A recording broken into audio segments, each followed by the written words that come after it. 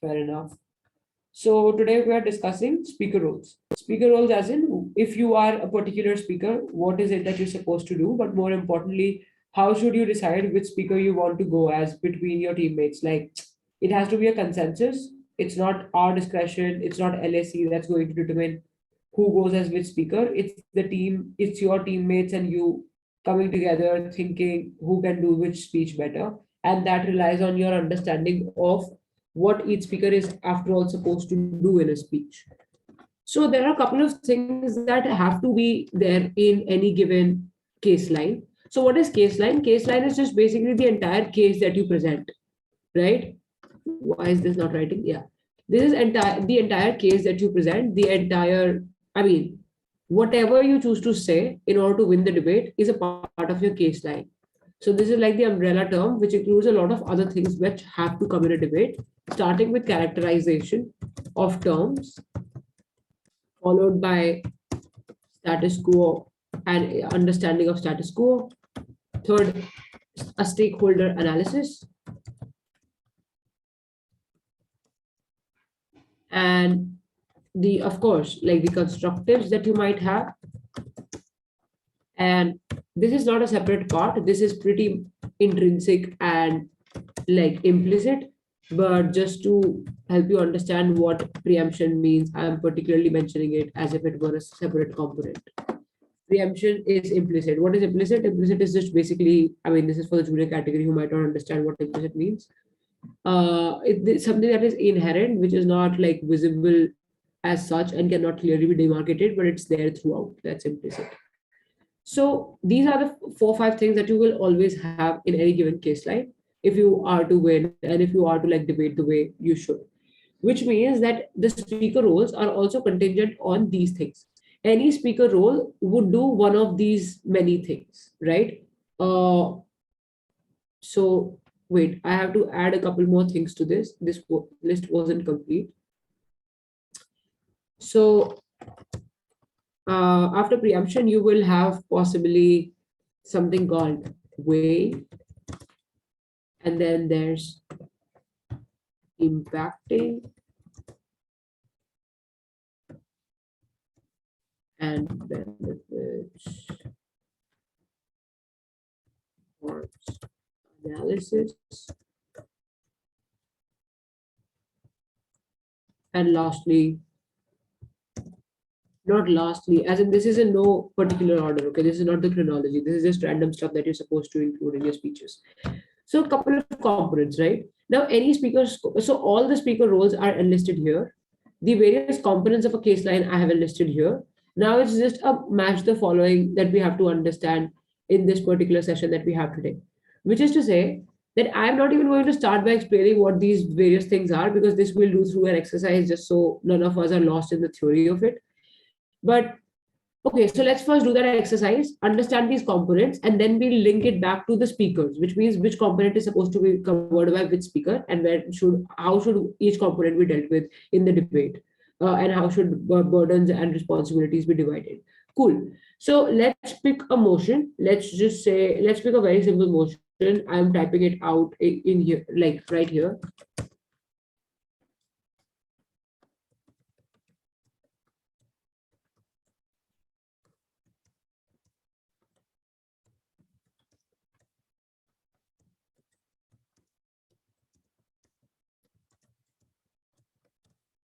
So this is the motion, okay? I mean, this house regrets the representation of the have it all trope of women as brave, right? So does everybody understand the motion, or do you need me to explain the motion or any part of it? Could you explain what the have it all trope means? Yeah, sure. I mean, there's supposed to be a context line, and I will do that. But other than that, okay, just give me 1 second. I'll also put it in the chat for people who might not like this.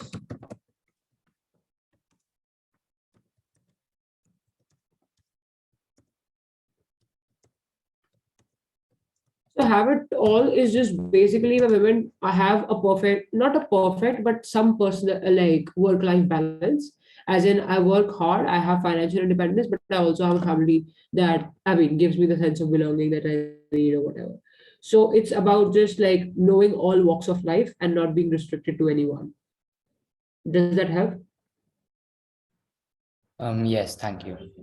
Cool. So what I need you all to do, please, is to put your like make one argument. Okay, don't do anything beyond what I'm telling you. Just make one comprehensive argument from for the motion. So you actually regret the representation of habit or trope of women as brave, and you're writing as proposition. Write one crisp argumentation that you think you can run in this debate, and put it on the chat, because I need to copy paste it to a Google Doc in order to see the difference between all the arguments that will be presented. Please do it by 6:20. It's 6:16 at the moment. I think 4 minutes should be enough. We'll extend the time for the junior category if they want more time.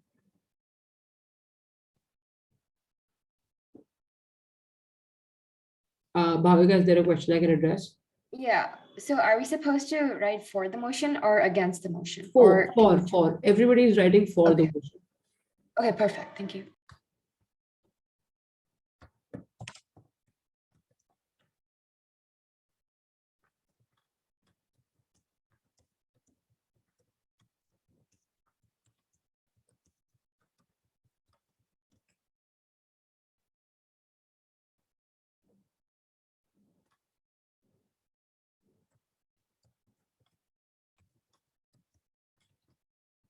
You can keep putting it in the chat once you're done with the argument. Please don't cut corners. Give me a comprehensive argument, emphasis on comprehensive, whatever that might mean to you.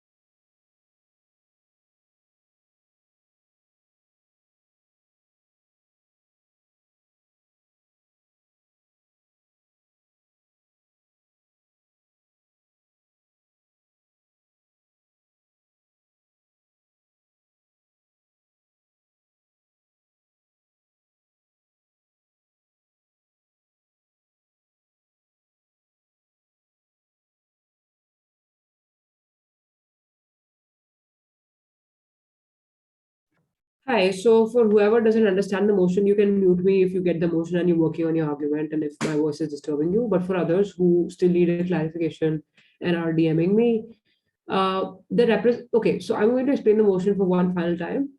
This house regrets, as in you as the proposition side would regret, whatever regret might mean to you, the representation of habit all trope of women as brave.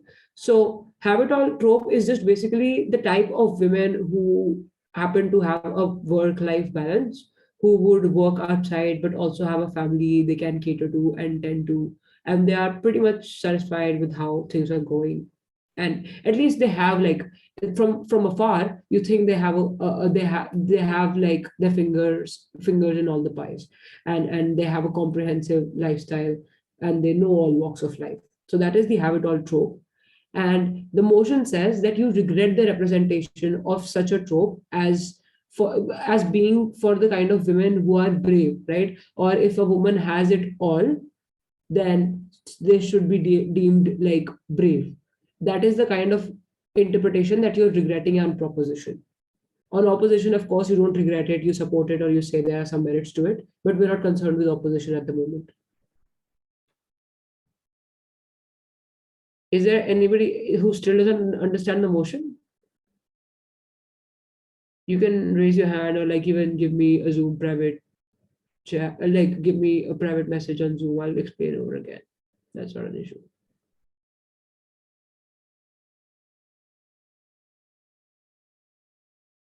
All right, so I have a response from Naisha and the group. 2 people, which is good. But let's just wait for 2 more minutes because people were seeing clarifications.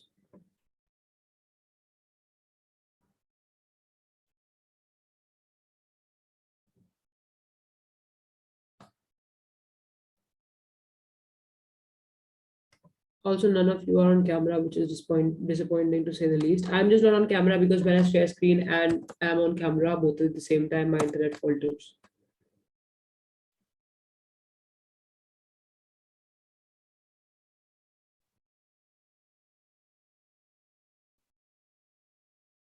A couple more responses, please, quickly. Cool. So we have one from Bhavika as well now.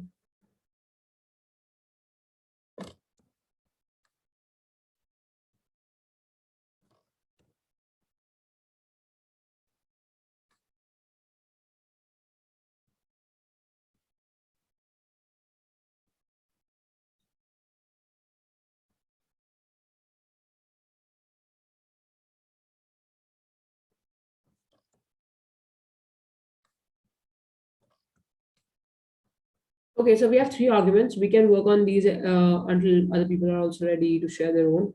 I mean, I would strongly recommend that you try sharing your arguments because that way you understand better because you'll be able to weigh your argument. Where do we have to share our arguments? Just like put it on Zoom, direct message perhaps. I'm not able to put it in the chat. How's that? I mean, not Where should I even put like it? public chat, like not even Zoom public chat. Yeah, no, it's not pasting for some reason. Strange. Yeah, I think it's too large, I guess. Wait, where have the others posted their work? They've given it to me through chat only. Okay, that's not visible. I think maybe we'll let you say it out loud then in that case after Sure, yeah. like when we're discussing it. Yeah, Or definitely. Okay, cool. Just give me 1 second. I'm just copy pasting everybody's responses.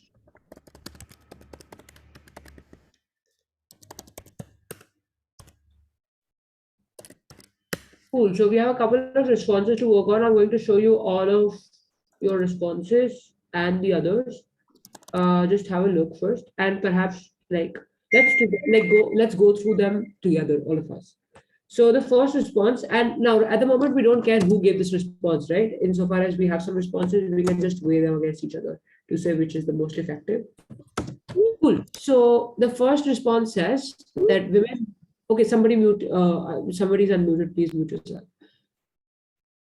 Women who are not falling under the same trope begin feeling inferior. So like they are running. I don't know. I mean, this is an argument where they're saying that look, women shouldn't feel inferior, and that this trope would actually lead to that sort of a sentiment brewing, which we don't want.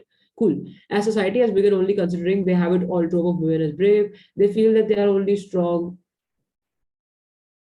is they are falling under this category. This might have been a typo. Okay, but we get the idea. In this world where women are presented with more opportunities than they have in the past 200 years, the having it all trope strikes an equal balance between managing the household while pursuing what they love. Doing this task is no easy feat for any woman who is able to effectively break stereotypes and go against the wishes of patriarchal expectations. Women should be considered as brave. Okay, this argument, I am not sure if this is speaking for or against the motion. Whoever wrote this particular argument, could you please unmute and explain this to us?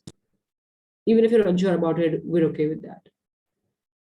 No, so I was basically just giving like a pretext to what the trope was, like explaining it a little bit. And then I basically, in the last line, I went on to explain that for anyone who is actually effectively able to break stereotypes and go against the wishes of patriarchal society, of what like the patriarchal society has like imbibed in us, should be considered brave. So at the towards the end of your argument, you're saying that any woman who is able to effectively break stereotypes should be called brave, right? Yeah. So in that case, you're not regretting the idea of calling these people brave. But I thought we were supposed to go for the argument. Okay, all right. This is another clarification that you might need. Okay, good that you brought this up because it gives me another very important thing that I might have to extend on. Actually, I want to at the moment. If you go, okay, so there are various types of emotions. One of them being this house regrets, and that's why I chose a this house regrets motion, because this can play tricks with you if you are new to the format. So if a motion reads this house regrets X, and the X is a variable which could be just basically anything, you as proposition will regret that thing because you are proposing the motion, which means that whatever the motion is saying, whatever the motion is saying, you're supposed to do it. So if the motion says that this house regrets X, then proposition member, because they have proposed the motion, will regret it, right? Prop regrets. And then if there is another motion which says THBT, which is this house believes that X should be done or whatever, then proposition is supposed to do that thing. They're not, I mean, they do it, see, X should be done over Y. So you propose that, yes, X should be done over Y. You do exactly what the motion tells you if you're proposition, which means that proposition side would not always say what is would not always make the affirmative stance. You will just do what the motion tells you to do. That is what I meant when I said you will go for the motion. Does that make sense? So like if the motion says you regret, you regret. If the motion says that you believe in something, you believe it. If the motion says that this house supports, you support it. If the motion says this house will ban, then you will ban it. Although ban is a negative step, and proposition is often equated to affirmative action. Does that make sense, Bhavika? Okay, my bad. I think that didn't know like the full form to THR, so I completely messed it up. I think this would work on like the opposition argument. Yeah. My bad. I thought, okay, so I run with the presumption that people know about the abbreviations. Ma'am, could you please re-show the top motion again since I just joined? It's in the chat. Could somebody please do it for me?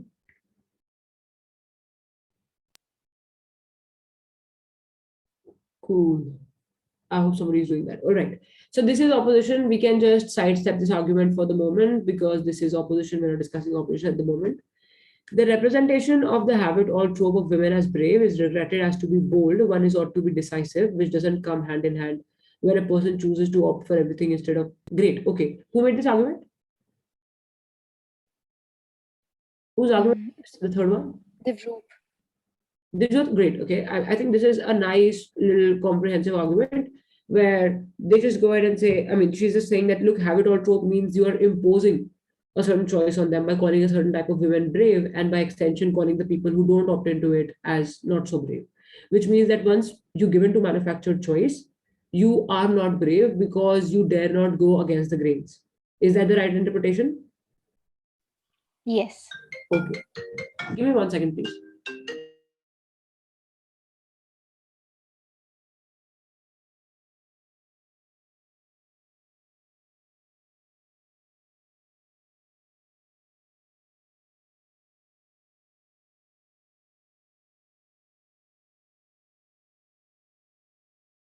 Hey, I'm sorry, it was an urgent call.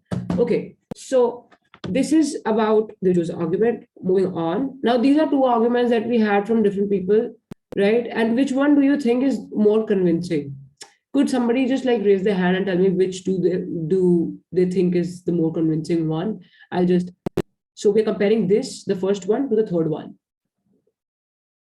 Tanuj, yes. Yes. So the third argument tells us more about the problems that women face every day due to being portrayed as brave, which I see that in the first argument was also done, but in the third argument, it is being told better and it can be spoken more about. Fair enough. Somebody else, just unmute yourself and put forth your stance. Quickly, guys. I mean, we are running out of time.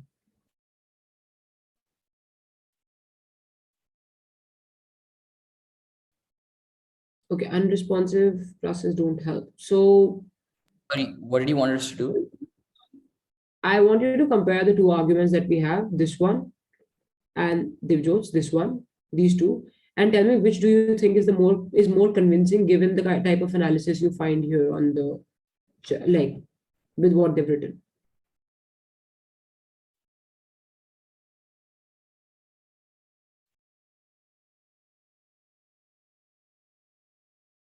I think like the third one is just like explained more like crisply and like it's just straight to the point and just explained better than the first one. Although like the points they make are similar. Similar? Okay, perfect. Bhavika, yes. The kind of response Uh, I'm looking for. Yeah.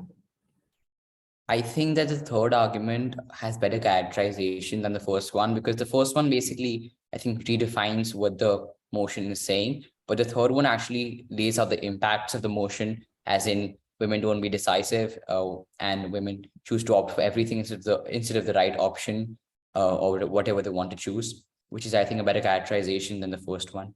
Okay, fair enough. I think all of you hit the nail on the head when you go ahead and say that, look, it's the similar. I mean, this just sounds like, I mean, the third argument just sounds like a better extension of the first one. And that's because if you're talking of inferiority here, the third argument actually explains how inferiority works. How a manufactured choice can never yield, like can never give people the idea or the conception of them having a choice, insofar as they keep opting into what the society tells them. It's the same as patriarchy, right? Just that this time they are being told a different kind of narrative, which is less patriarchal. This could also extend into a principal argumentation where you say that, look, patriarchy was engendered because women would give in to the societal demands without having agency of their own. And if you choose to just say that, oh, a certain type of women are brave because of what they do as opposed to the others, you are again like just setting a similar trend, just like how patriarchy proliferated, by setting narratives that will imperatively have people fall on one side and not the other. Is that understood? Yes. Is there a question before I go any further?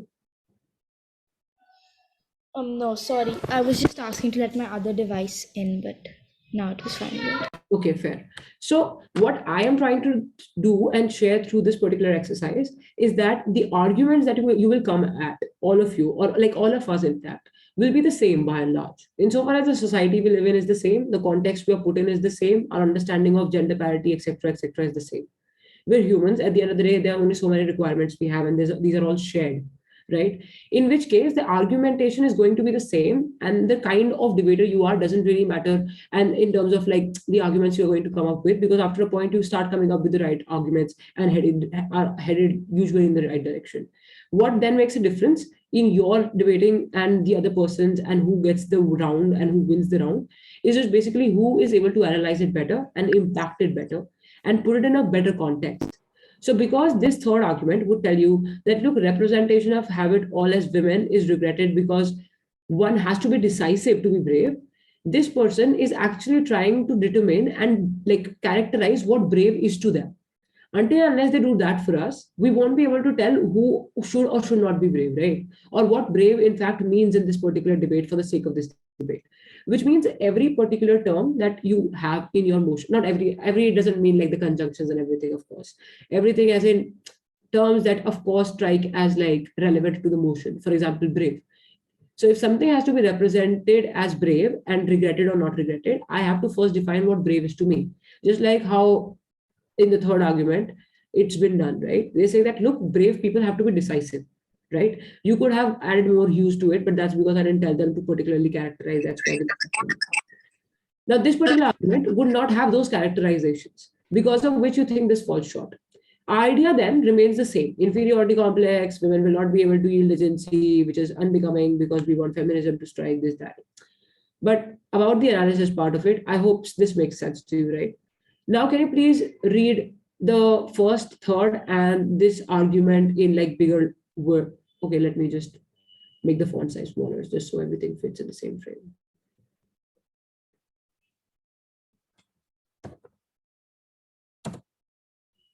Is this legible? Is this okay? Are you guys able to read? Yeah, Yes. it's fine. Cool. Could you please read this and compare the two arguments to this one?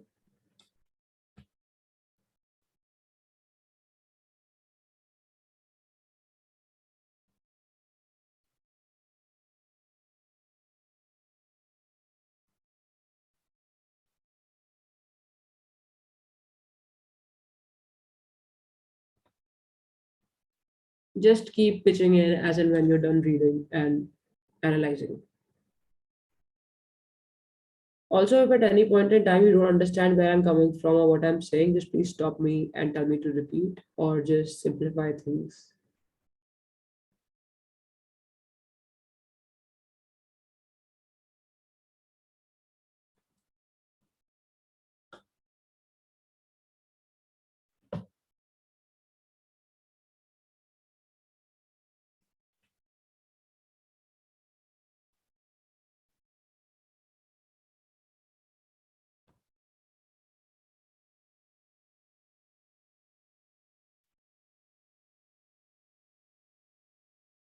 Any inputs yet?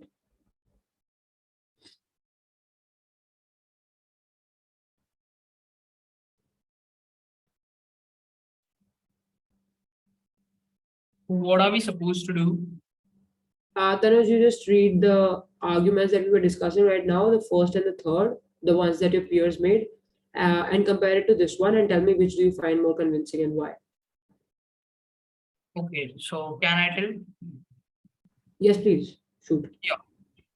So as I see in the third argument, it isn't perfectly characterized about why they are belittling about being women being brave, as it does not actually tell that it is wrong or it is not right about telling that women are brave. In the first argument, I see that they are talking about how stereotypes and how patriarchal expectations are posed upon women. So this tells us about how they actually regret this. But in the third argument, I don't see that it has been exactly characterized in the way it has been in the first. Okay. This is a bit confusing. So the argument in italics and the argument in normal font. Let's just talk of it like that. So you think this is the less convincing argument as compared to this one? Is that right? Like the one which is without the italics in normal font. Yeah, I think that the first one is better and the third one isn't. Okay, perfect. All right. Other inputs, please.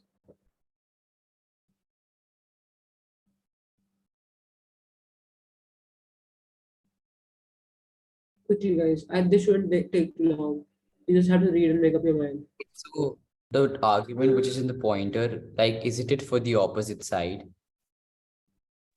Yeah, This like one- the one last in bold, I feel like it's the opposition, and the one in italics is like for the motion. Oh, I'm so sorry, guys. This one, the one we said was good. I'm so sorry about this. Okay, this one, the representation of habit all. The one I about think that manufactured choice. the second argument is also sound. However, I think that the impact of the second argument is much lesser when compared to the first argument, since the first one is inherently based on principle, while the second one is more based on the practicalities of it, and that might not be universally applicable to all of the stakeholders, and so it might not hold the same weight. Fair enough. Okay. All right. So most of us like this better than this, right? And you're saying that the impacting comes better in this particular argument, which is fair because this discusses a principle. But then again, this is to tell you that there are two types of arguments, which is to say there's a principal argument and then there's a practical argument. And there's no hierarchy between the two types, which means that it's not like the principal argument is more important than a practical one or or like vice versa. So what are practical arguments basically? Where you just talk about your tangible material reality and how that changes through what you propose. So if I regret a certain representation, what are the practical impacts of it? One, women will switch to a particular side because societal perception is bound to influence us. Point in time that is true. It is possible that the women who are who were unwilling to do both the things at the same time because they had different priorities, they're going to now make a switch because they want to be thought of as socially acceptable, and everybody wants to be thought of as on like the better side of the world, being called brave and whatnot. Which means that this manufactured choice is going to lead to a practical outcome wherein the women are signing up for both types of things, and perhaps, I mean, whatever the consequences are, that becomes a part of your impacting. What is a principal argument? But a principal argument is running your argumentation on a value which should be upheld in a society. So it sounds more idealistic. It seems like, and principles oftentimes seem inconsequential to debaters sometimes because they think that principle doesn't yield any direct advantage, so they might not be bought, but that's untrue. Principle arguments are just as convincing as long as you're able to prove the relevance of the principle. So if your principle is just like social responsibility or self-actualization and why that is important in life, you have to tell me why self-actualization as a principle. First of all, why is self-actualization a principle at all, right? That you're given one life, you're supposed to make what you will of it, this, that, whatever. And then secondly, you are supposed to tell me why is self-actualization relevant to the context that you're speaking in. And then lastly, you're supposed to tell me how self-actualization is maximized on your side of the house. So principle and practical, both kinds of arguments can be convincing given the type of analysis that you're willing to give and the impacting that you do. Verbose arguments would also not like yield a lot of impact. So don't think that, oh, just because I'm laying bare everything and explaining like I would to a 5-year-old, I'm definitely going to win the argument. It also is very, to a very huge extent, contingent on the kind of impact you can create. It doesn't matter in how many words, right? So that's pretty much what I wanted you all to know. That arguments that we all run are going to be the same. The idea here is same. Overdrawing from women's capacity, inferiority complex, this, that. It's about the framing and who does that better, which eventually leads to a win or loss. So now going back to this, where we were discussing, okay, it's all gone. Yeah. So we were discussing a couple of things as in the characterization and everything.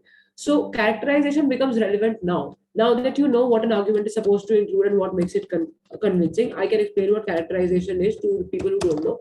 Although the impression that I get is that a lot of us already know what characterization basically is. So is there anyone who wants to give it a shot, as in explain it to the others who might not know about it, what characterization is?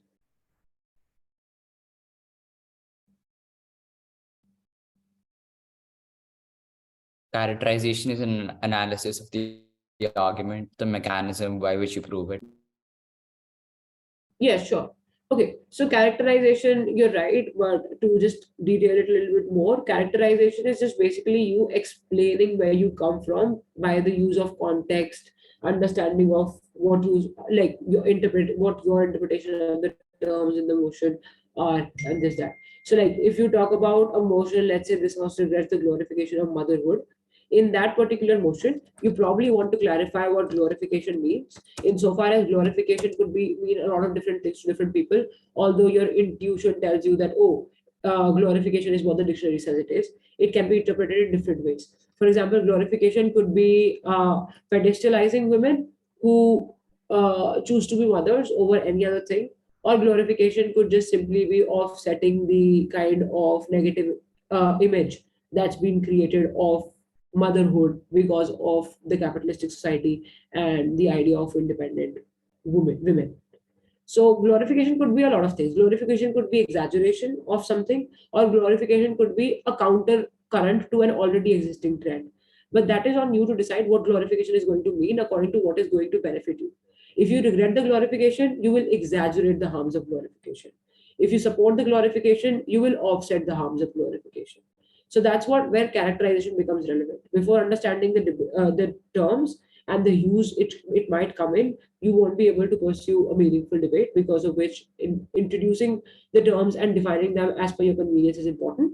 Oftentimes, this will lead to a government opposition clash where you don't agree with each other's characterization, but that's okay. Insofar as you clarify, even at opposition, that look, this is what we agree with, and this is what we choose not to concede to. We think they are misrepresenting glorification for so and so reason, and then whichever is the most convincing definition but also most charitable is the one which would stand, and then adjudicator gives that reason for buying one and not the other.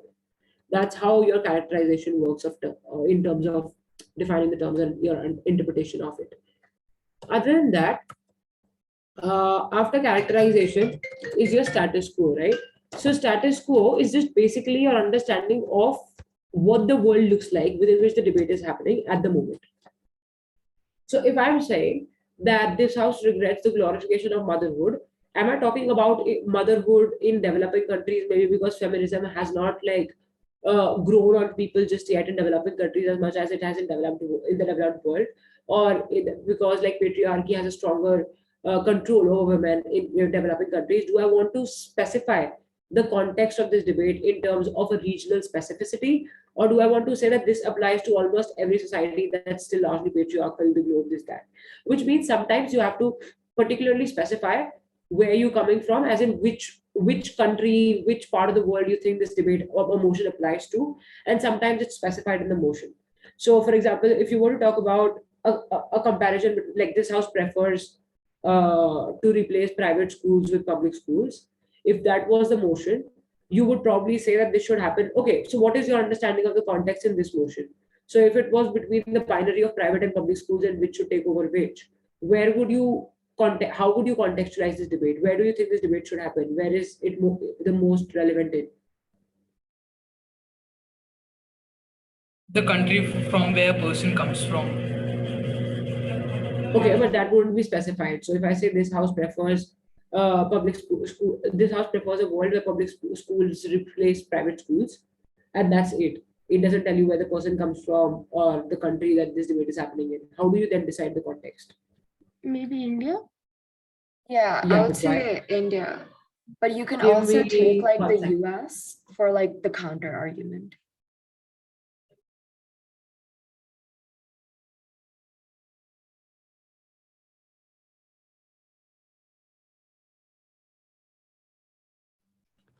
Yeah, you'll have to come again. I'm so sorry. I have a very bad cold because of which I have to go grab water whenever I can. Yes. Yeah, I was saying you can take India if you want to go against the motion, but you could take the US if you want to go for the motion. But that's not how it works. So think of a charitable characterization which will work for both the sides. Yeah. Because also, yeah. So according to me, this context relates to India because in India, private schools are leading in the school market more than the public schools. Fair enough. In the developed world, is there such a concept as that of private schools, or like are private schools really preferred to public schools? Yeah, because in private schools, people get more opportunity than in public schools. Is it true for the developed world as well? Like in America, No, are private schools preferred more than public schools would be?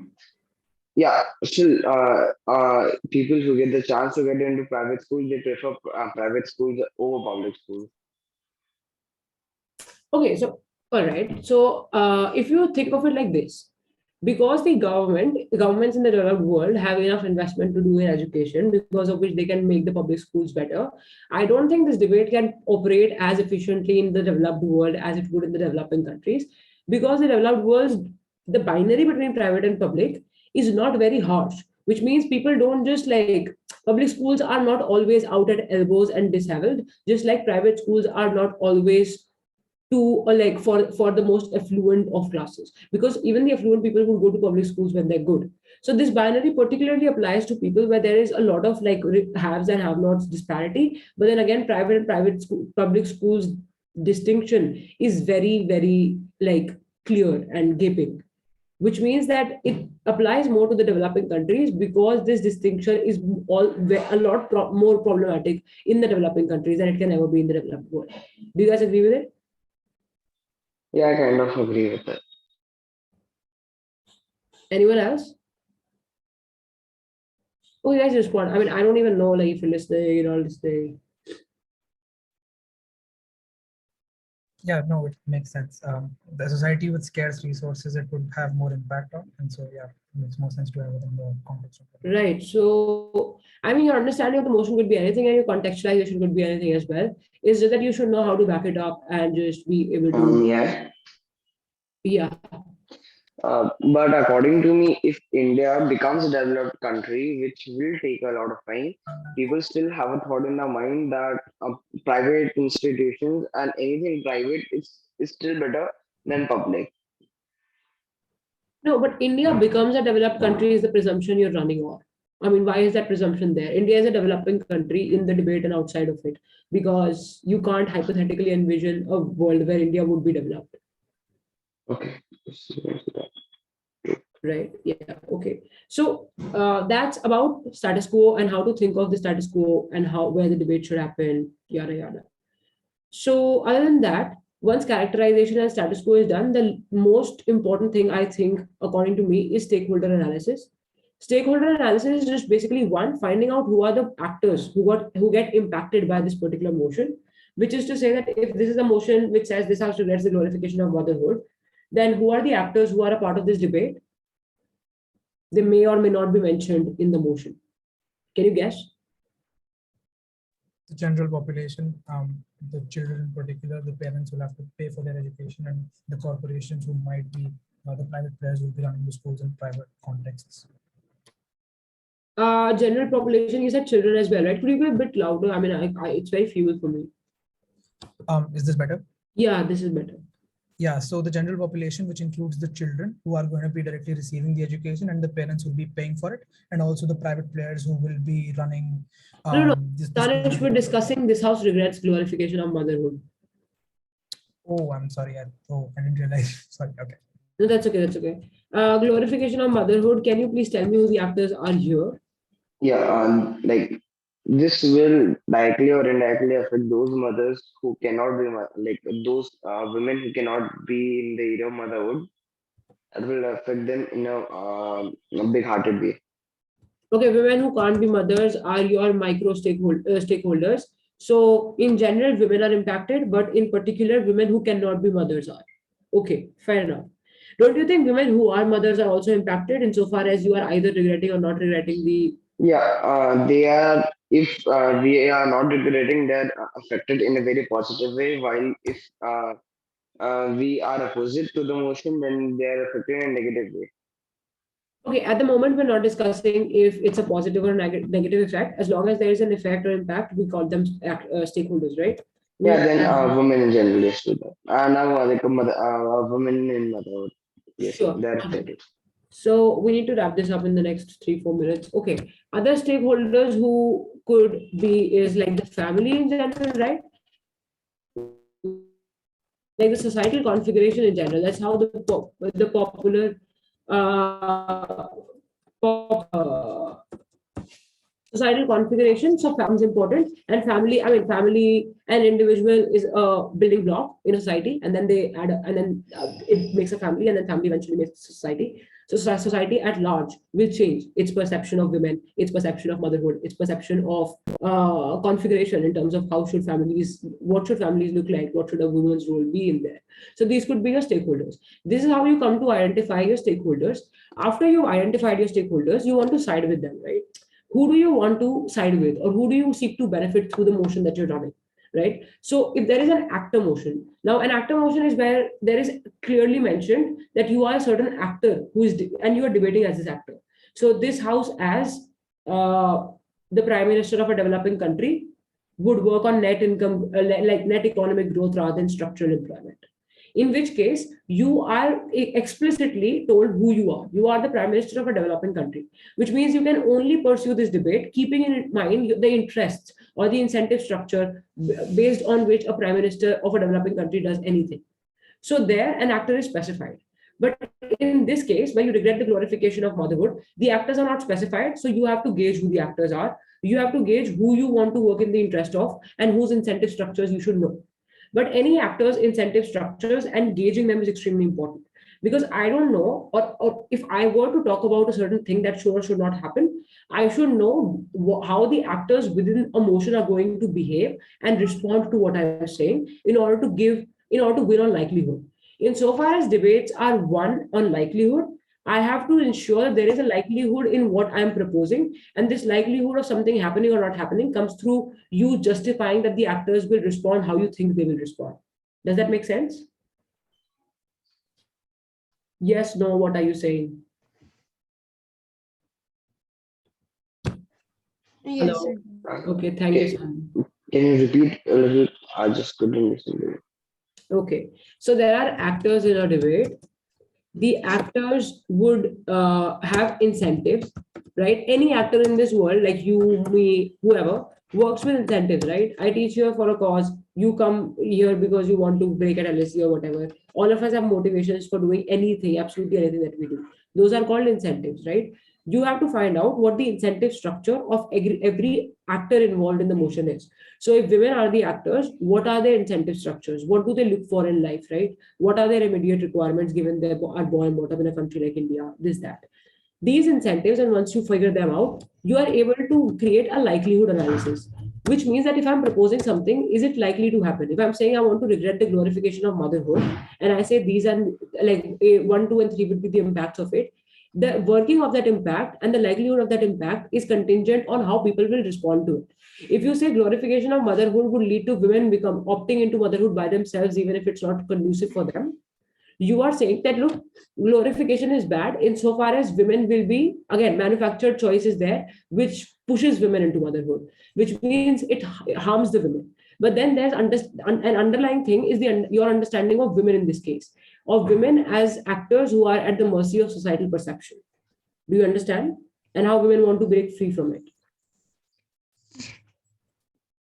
A little Yeah, I bit. get it. Yeah, okay. I mean, it shouldn't, I mean, I don't. So can we relate this to any historical events like just what happened in Nazi Germany? Hitler glorified those women in motherhood. So women went into motherhood without any choices. Okay, that might be a very extreme. Okay, so you want to win on likelihood. I think we'll discuss likelihood tomorrow because there's another session for which people are coming in. But you win debates on likelihood.